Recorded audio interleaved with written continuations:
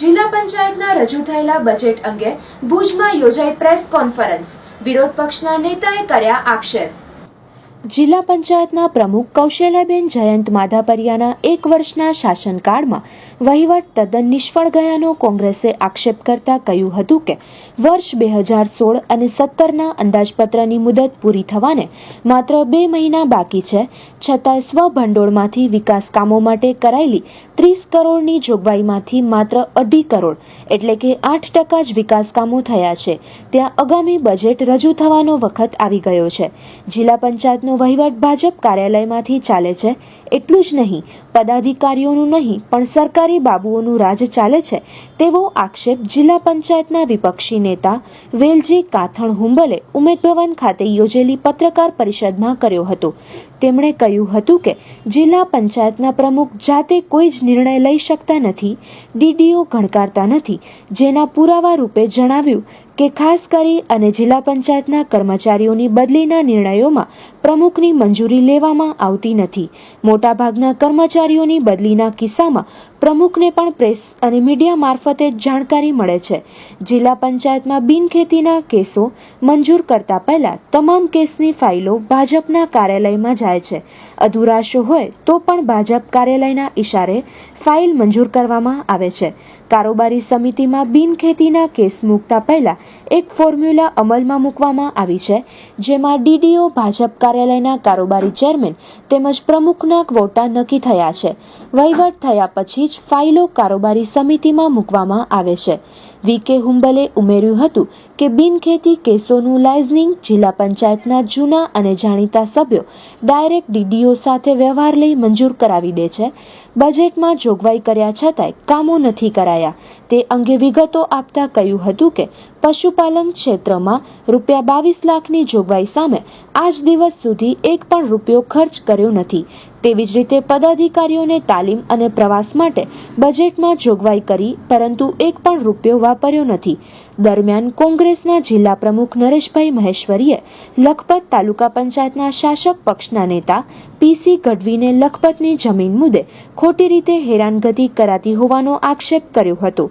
P C. ગઢવીએ કોરિયાણીની જમીન મુદ્દે મામલતદારે ફરિયાદ નોંધાવી ત્યાં ધરપકડ બાદ દયાપર કોર્ટે જામીન પર મુક્ત કર્યા હોવાનું જણાવ્યું હતું. જિલ્લા પંચાયતના વિપક્ષી ઉપનેતા કિશોરસિંહ જાડેજાએ પણ સત્તા પક્ષની નિષ્ફળતા વિશે જણાવ્યું હતું. દંડક તકીશા બાપુ, મહામંત્રી ઘનશ્યામસિંહ ભાટી, રવિન્દ્ર ત્રવાડી, હરિભાઈ આહિર હાજર રહ્યા હતા અને સંચાલન દેવરાજ મ્યાત્રાએ કર્યું હતું. ખાસ કરીને આજે અમારો મુદ્દો હતો કે આગામી 7 તારીખના બજેટ રજૂ કરવા જિલ્લા પંચાયત જઈ રહી છે, ત્યારે કે ચાલુ વર્ષના બજેટમાં જે ગયા વર્ષે બજેટ રજૂ કર્યું હતું માનનીય પ્રમુખ શ્રી જિલ્લા પંચાયતને, એમાં જે જોગવાઈઓ કરી હતી એમની સામે અત્યાર સુધીમાં શું કામો કર્યા એ લોકો કચ્છની જનતા જાણે, એમના માટે મેં પ્રેસ મિટિંગ બોલાવી.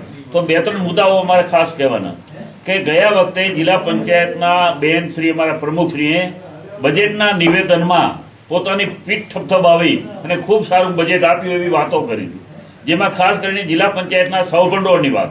મારે સરકારની ગ્રાન્ટની વાત નથી કરી. જિલ્લા પંચાયતના સહભંડોળમાં સંપૂર્ણ અધિકાર જિલ્લા પંચાયતની બોડીનો અને ખાસ કરીને પ્રમુખશ્રીનો હોય, જેમાં એમને 30 કરોડના વિકાસ કામો માટેની જોગવાઈ કરેલી હતી. 30 કરોડમાંથી અત્યાર સુધીમાં માત્ર 2-2.5 કરોડ રૂપિયા જે પણ પગાર ને કન્ટીજન્સી જેવા કરે, એક પણ રૂપિયો ખર્ચ બજેટમાં વિકાસ કામો માટે કર્યો નથી. અને જે અત્યારે ખર્ચ થયો છે એ માત્ર બજેટની જોગવાઈની સામે 8% જેટલું ખર્ચ થયું. હવે માત્ર 2 મહિના બાકી રહ્યા. 2 મહિનામાં જે જોગવાઈઓ કરેલી હતી બજેટમાં, એમાં સદંતર જિલ્લા પંચાયતના સત્તાધીશો નિષ્ફળ ગયેલા. અને અત્યારે જે જિલ્લા પંચાયતનો વહીવટ ચાલી રહ્યો છે એ જિલ્લા પંચાયતનો વહીવટ પ્રમુખશ્રી કે પદાધિકારીઓ નથી ચલાવતા, સરકારી બાબુઓનું અત્યારે વહીવટ ચલાવી રહ્યા છે. તમામ વહીવટનો નિયંત્રણ છે એ સરકારી અધિકારીઓનું છે. ક્યાંય પદાધિકારીઓનો કોઈ પણ સૂચનાનો અમલ થતો નથી. એમની જે જોગવાઈઓ કરવી છે જિલ્લા પંચાયતના ભંડોળમાંથી એમની અમલીકરણ થતું નથી. જિલ્લા પંચાયતના અમારા ચૂંટાયેલા તમામ સભ્યો અહીંયા બેઠા છીએ, વિરોધ પક્ષના, કોંગ્રેસ પક્ષના. અમને 3-3 લાખ રૂપિયાની ગ્રાન્ટો ફાળવી છે, એ 3 લાખ રૂપિયાના કામો પર અત્યાર સુધીમાં પૂરા કરાવી શકેલ નથી. એટલે અત્યારનું જે જિલ્લા પંચાયતનું સત્તાધીશ જે લોકો છે એ સદંતર નિષ્ફળ ગયા છે અને બજેટમાં જે જોગવાઈઓ કરેલી છે એનું પાલન પણ થયેલું નથી, જેના માટે આજે મેં આ બજેટને માટેની મિટિંગ રાખવામાં આવેલી છે. બીજી વાત, મુદ્દો મારો એ હતો કે કારોબારી સમિતિમાં જે બિનખેતીના કેસો થાય, આવા બિનખેતીના કેસો પણ બિનખેતીના જે કેસો કરવા કે નહીં કરવા, આ તમામ નિયંત્રણ છે એ જિલ્લા પંચાયતના હોદ્દેદાર સત્તાધીશોનું નહીં પણ ભાજપના કાર્યાલયમાંથી આ બધી એમની સૂચના પ્રમાણે બિનખેતીના કેસો મંજૂર થાય. અને ખાસ કરીને અત્યારે તમામ વહીવટ જિલ્લા પંચાયતનો છે એ ભાજપના કાર્યાલયમાંથી ચાલે છે. દીનદયાળ ઉપાધ્યાય કાર્યાલય છે ભાજપનું, ત્યાંથી વહીવટ ચાલી રહ્યા છે. એ જેટલા કે એટલા કેસો મંજૂર કરવાના. ખાસ કરીને જે બિનખેતી કેસોમાં વહીવટ થયો હોય એ વહીવટ થયા પછી જ બિનખેતીના કેસો થાય અને એમાં પણ નિયમોનું પાલન કરવામાં આવતું નથી.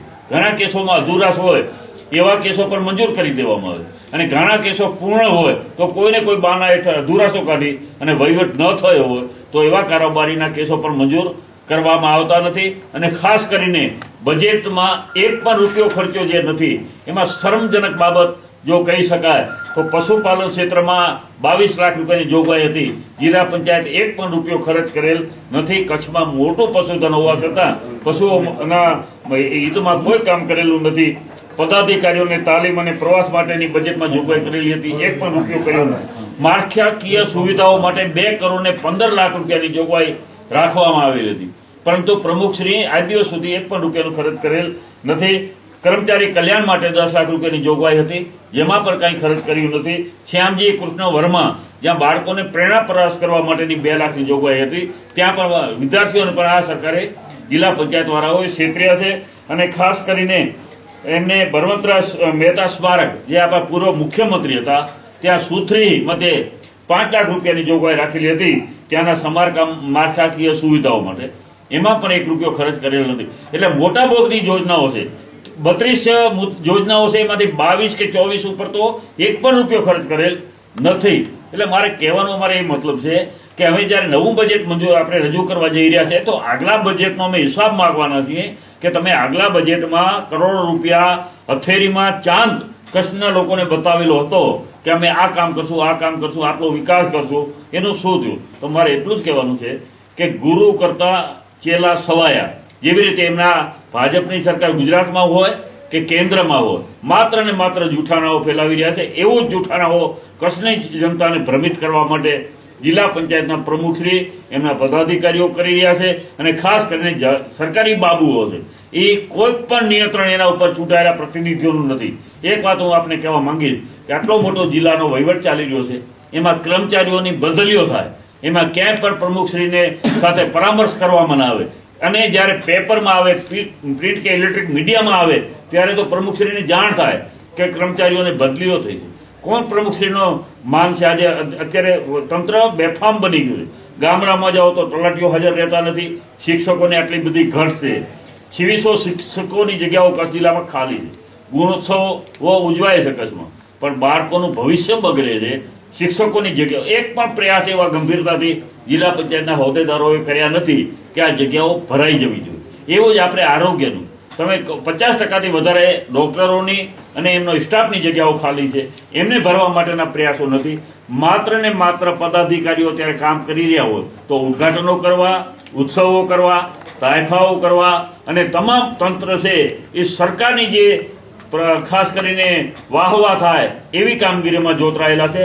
ત્યારે અમારે એટલું જ કહેવાનું છે, 1 વર્ષનો કાર્યકાળ પ્રમુખશ્રી, માન્ય પ્રમુખશ્રી પૂરો થઈ ગયો.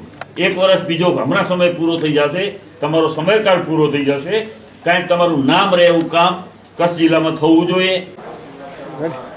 ગત 23 તારીખે સાંજે મારી નારાયણસરોવર પોલીસ સ્ટેશને 6 વાગે ધરપકડ કરવામાં આવી. ત્યારે મેં એમને પૂછવામાં આવ્યું કે સાહેબ શેના માટે મને બોલાવવામાં આવ્યો છે? તો કે મામદારશ્રીએ કલેક્ટર સાહેબની સૂચનાથી આપના ઉપર ફરિયાદ કરી છે અને FIRમાં મારું નામ પણ નથી. કોઈક બેને કીધું છે અમને કે ભાઈ આ જમીન તો PC ગઢવીએ લીધી છે ને એમને બધું પૂછ્યું. એમાં એ બહેનનો ખોટો અંગૂઠો લઈ અને મને 2 દિવસ મારી અટક કરવામાં આવી નારાયણસરોવર પોલીસ સ્ટેશનમાં. અને કાયદામાં મને પૂરેપૂરો વિશ્વાસ હોય.